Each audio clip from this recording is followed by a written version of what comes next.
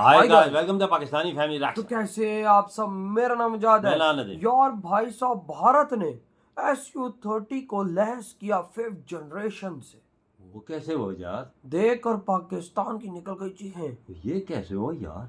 5th generation से SU-30 को कैसे कर दिया यार? हाँ ना, वैसे इंडिया एमका पे वर्क कर रहा है। 5th जनरेशन की टेक्नोलॉजी इंडिया के पास है, माना, लेकिन ये SU-30 को कैसे की है? हाँ ना, वॉच करेंगे तब भी पता चले। बिल्कुल इसके बारे में। तो कौन करते हैं स्टार्ट। रूस ने भी पटक लिया सर सुखोई फाइटर जेट का और भारत के DRDO ने ऐसी क्रांति कर दी जिसे जानकर आपका सीना गर्व से चौड़ा हो जाएगा।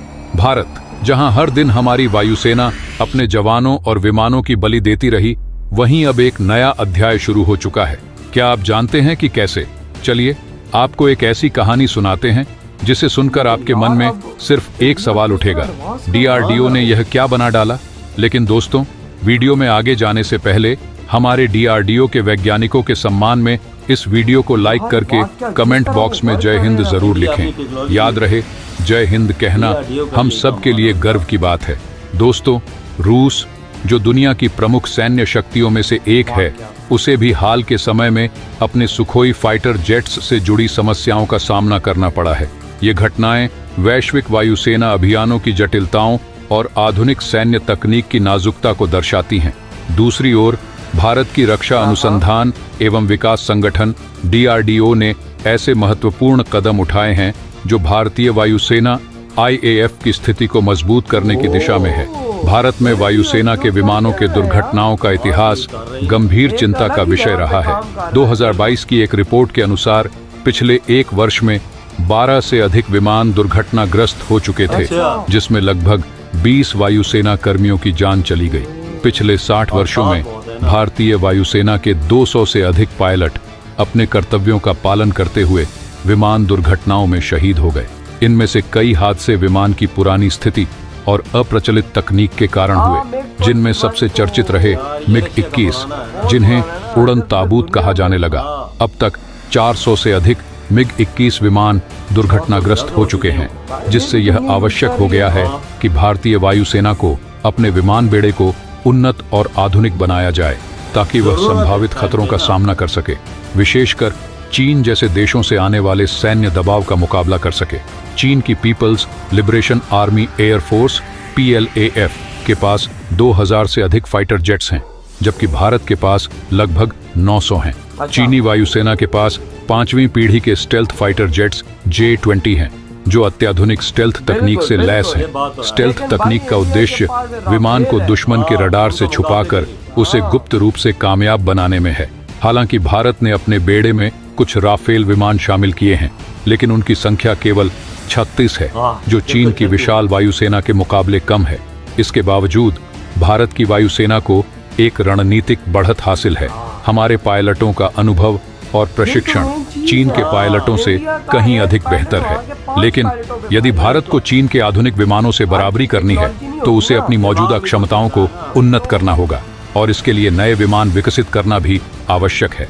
भारतीय वायुसेना के पास वर्तमान में सुखोई 30 MKI के 249 विमान हैं, जो 4.5 जनरेशन के मल्टी रोल लड़ाकू विमान हैं। ये विमान भारतीय विमान निर्माता हिंदुस्तान एरोनॉटिक्स लिमिटेड HAL द्वारा रूस से लाइसेंस के तहत बनाए गए हैं। साथ ही MiG-21 के 3 स्क्वाड्रन भी वायुसेना के सेवा में हैं और इन विमानों के लिए अतिरिक्त खरीद की बातचीत चल रही है। DRDO की रणनीति यह है कि भारतीय वायुसेना को बेहतर बनाने के लिए केवल नए विमान विकसित करने के बजाय मौजूदा सुखोई 30 MKI और MiG-21 जैसे विमानों को उन्नत किया जाए।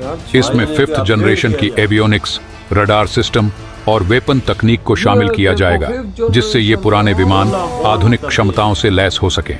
यह प्रक्रिया समय और लागत दोनों को बचाने में सहायक होगी, जबकि वायुसेना की क्षमता को भी तीव्रता से बढ़ाएगी। सुखोई 30 MKI भारतीय वायुसेना का सबसे प्रमुख लड़ाकू विमान है, जिसकी खासियत इसकी मल्टी रोल क्षमता है। इसका मतलब यह है कि यह विमान कई अलग अलग भूमिकाएं निभा सकता है। दुश्मन के ग्राउंड ट्रूप्स का समर्थन करना, टैंकों और बख्तरबंद वाहनों पर हमला करना, टोही मिशन में गुप्त जानकारी इकट्ठा करना और हवाई युद्ध में दुश्मन के विमानों से सीधे लड़ना। इस विमान की सबसे बड़ी ताकत उसकी मनोवेरिबिलिटी है, यानी हवा में उसकी गति और दिशा को तेजी से बदलने की क्षमता।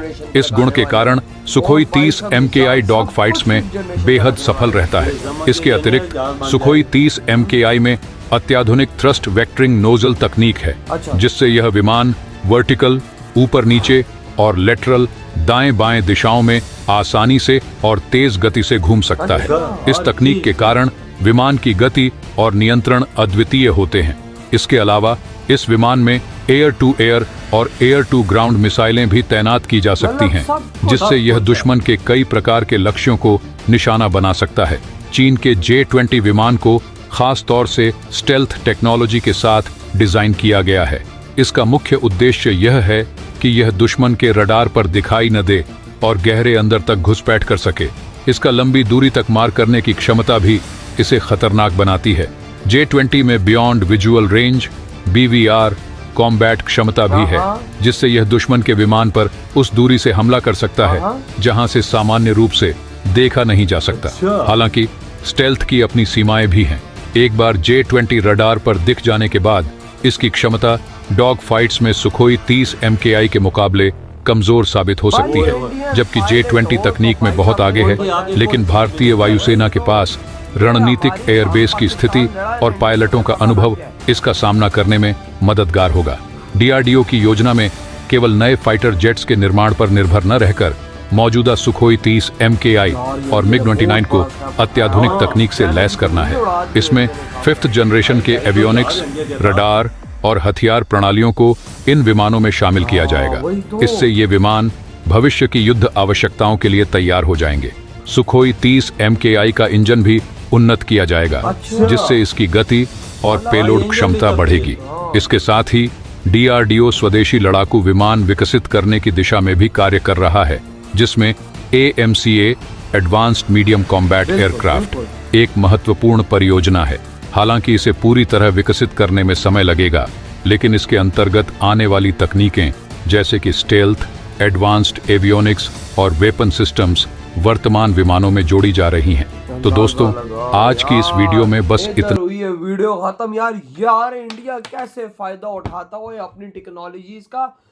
इंडिया ने बोला कि भाई साहब एमका बनने में टाइम है, हम लोग Su-30 को 5th जनरेशन फाइटर जेट में तब्दील करने जा रहे हैं। इसमें रडार, इसके जो वेपन्स है, इसमें जो इंजन है, हम ये सारा 5th जनरेशन का लगाने जा रहे हैं और अपने 250 फाइटर जेट्स को 5th जनरेशन फाइटर जेट अंदाजा लगा इंडिया के बाद 250 जो आ गया जहाज, तो फिर 5th जनरेशन का फिर क्या बनेगा, चाइना और पाकिस्तान का। ये बड़ी सोचने वाली बात। और राफेल भी इंडिया के पास है, जो मौत का कुआं इनके लिए साबित हो सकता है। कसम से भाई साहब। और भाई इंडियन फाइटर जेट्स में जो पायलट्स बैठे हैं उनकी क्या बात की जाए। एक फाइटर जेट का पायलट चाइना और पाकिस्तान के 5 फाइटर जेट के पायलट में भारी है। ये चीज हमने अपनी पाकिस्तान के साथ 4 जंगों में देख ली है।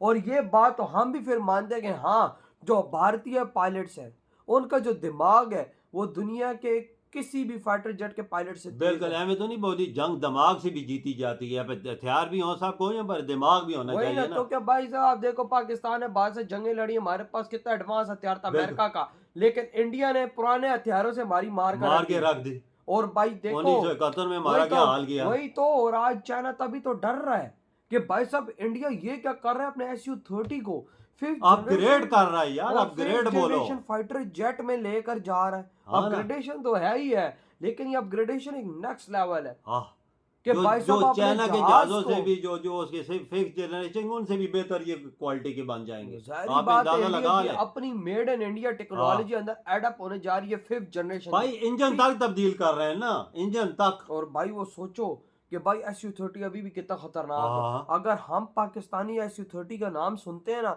तो यकीन मानो हमारे कामने लग वही तो कि भाई हमें खौफ आता है कि भाई ये बहुत गंदा फाइटर है। इनकी 4 दफा बैंड बजा चुके हैं ना, फिर आप अंदाजा लगा बात। और फिर तो तभी तो भाई साहब हम यही तो सोच रहे हैं कि भाई साहब जब ये इसको 5th जनरेशन में अब ये चेंज करने का आदेश भी भारत ने दे दिया है, तो ये जब इसमें सब कुछ अभी चेंज कर ये जब उड़ाएंगे तो ये कैसे उड़ेगा भाई? ये फिर पाकिस्तान और चाइना के लिए मौत काफी है ना लाला। अभी भी है। हाँ लेकिन फिर तो भाई साहब मैं कहता हूँ कि भारत यूं टांग पे टांग रख के ठोकेगा। सही बात है वजह। तो यार 250 जहाज हो जाए एक मुल्क के पास, तो वो तो एक नेक्स्ट लेवल है। आप अंदाजा तो लगाएं। भाई आपके क्या थॉट है इस बारे में? इधर ही वीडियो तुम करते तो बाय। भाई